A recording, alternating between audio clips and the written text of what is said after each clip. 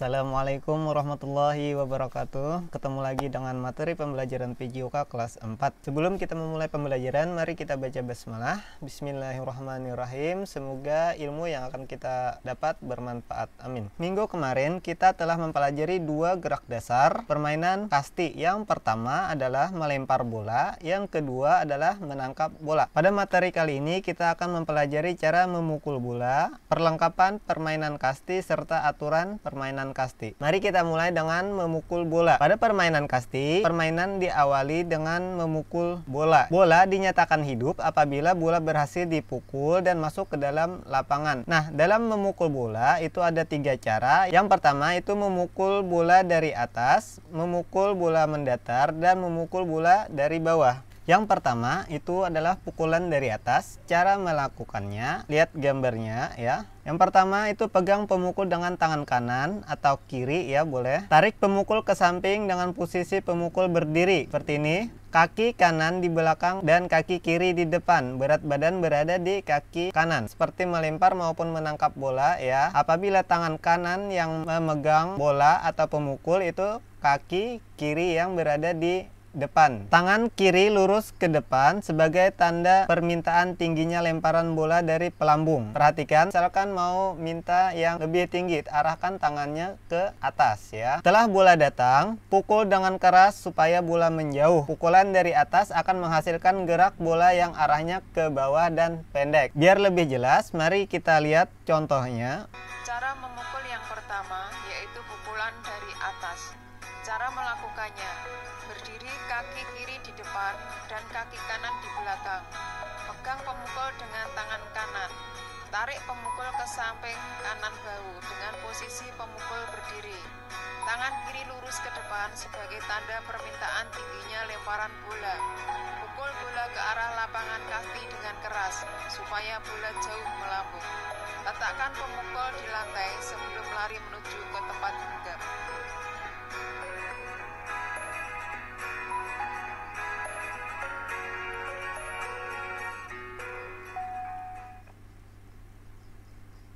Nah, yang kedua adalah pukulan mendatar. Pukulan mendatar itu akan menghasilkan gerak bola yang arahnya datar dan keras. Bola yang dipukul dengan pemukul mendatar sulit untuk ditangkap ya. Bagaimana cara melakukannya? Coba lihat pada gambar. Pegang pemukul dengan tangan kanan, lalu tarik pemukul ke samping. Kedua kaki dibuka sejajar dan selebar bahu. Apabila tangan kanan yang memegang pemukul, berarti kaki kiri yang di depan ya. Badan sedikit condong ke kanan dan berat badan berada di kaki kanan. Tangan kiri lurus ke depan sebagai tanda permintaan tingginya lemparan bola dari pelambung. Setelah bola datang, pukullah bola dengan keras supaya menjauh. Mari kita lihat contohnya. Cara memukul yang kedua yaitu pukulan mendatar.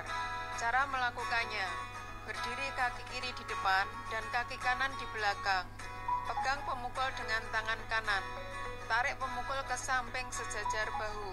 Tangan kiri lurus ke depan sebagai tanda permintaan tingginya lemparan bola.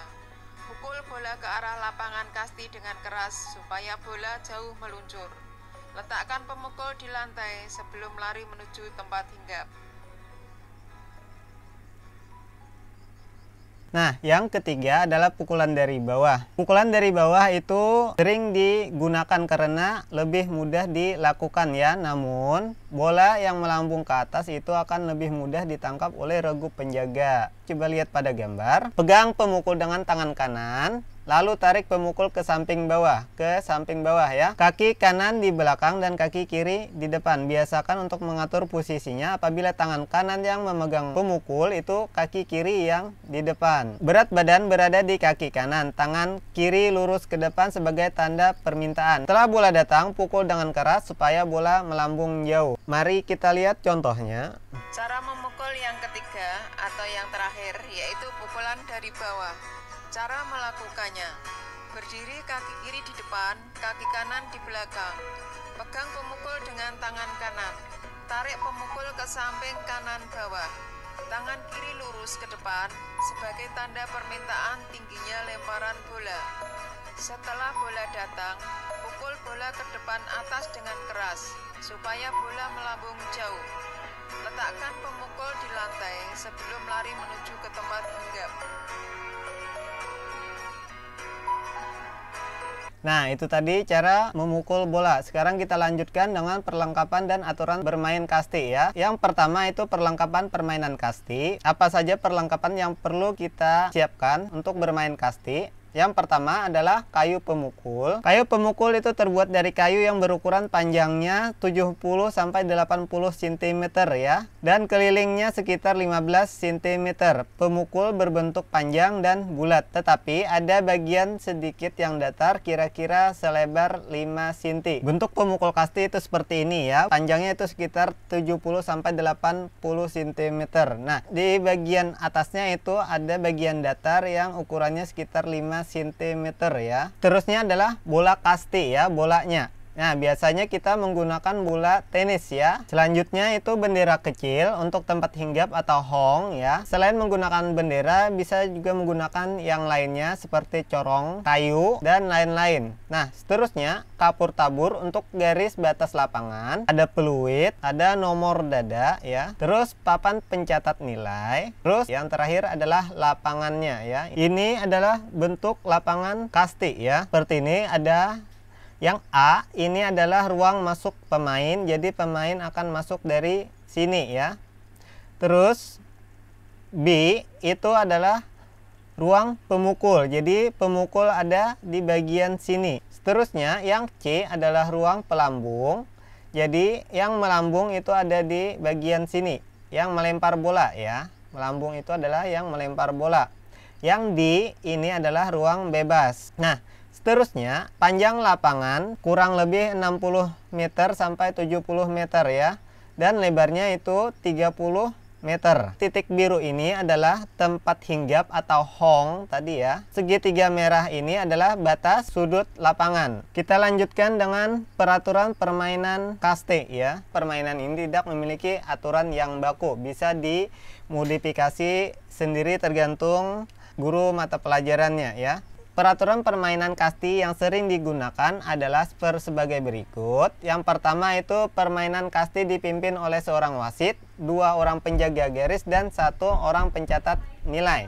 Yang kedua, lama permainan itu kurang lebih 2 kali 30 menit dan waktu istirahat 10 menit ya. Jadi untuk babak pertama itu 30 menit dan babak kedua 30 menit ya, dan diselingi waktu istirahat 10 menit. Permainan kasti terdiri dari 2 regu, yaitu 1 regu pemain dan 1 regu penjaga. Setiap regu berjumlah 12 orang dan memakai nomor dada. Ini kalau ada tadi ya, nomor dadanya. 4. Regu permainan masuk ke ruang bebas, kecuali pemain yang mendapat giliran memukul dan pemain yang berada di tempat hinggap. 5. Setiap pemain memiliki kesempatan 1 kali memukul, kecuali pemukul terakhir memiliki kesempatan 3 kali memukul.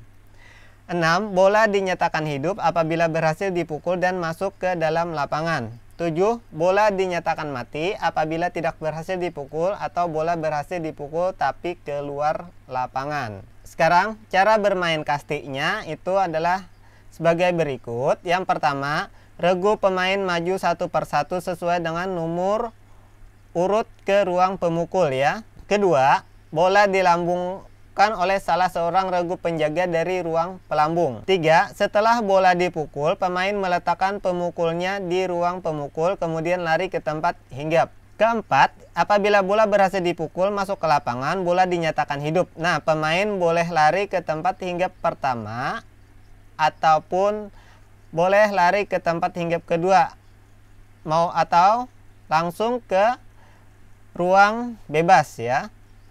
Kelima, apabila bola tidak berhasil dipukul, dinyatakan bola mati dan tidak mendapatkan nilai. Akan tetapi, pemain harus tetap lari ke tempat hinggap pertama. Cuma sampai tempat hinggap pertama ya. Keenam, pergantian pemain dilakukan setelah regu penjaga berhasil melemparkan bola ke tubuh salah satu regu pemain yang sedang bermain di lapangan. Pergantian pemain juga bisa dilakukan otomatis apabila regu penjaga berhasil menangkap bola langsung yang dipukul pemain sebanyak 3 kali ya. Baik, mari kita lihat cara penilaiannya. Cara penilaian permainan kasti yang pertama itu nilai 0. diberikan kepada pemain yang tidak berhasil memukul bola atau bola mati ya. Yang kedua, nilai 1 diberikan kepada pemain yang berhasil memukul bola dan dapat sampai kembali ke ruang bebas tetapi sempat berhenti di tempat hinggap. 3. Nilai diberikan kepada pemain yang berhasil memukul bola hidup dan bisa melewati 3 tempat sekaligus dalam satu putaran dengan selamat, tidak berhenti di tempat hinggap ya. Itu nilai 2. Baik, mari kita lihat lapangannya.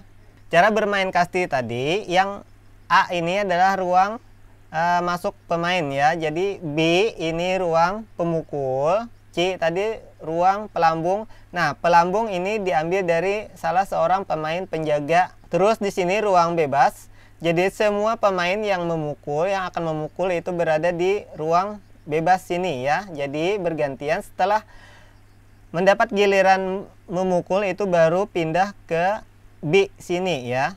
Nah, setelah berhasil memukul, pemain boleh lari ke tempat hinggap pertama ya. Sini tempat hinggap yang pertama.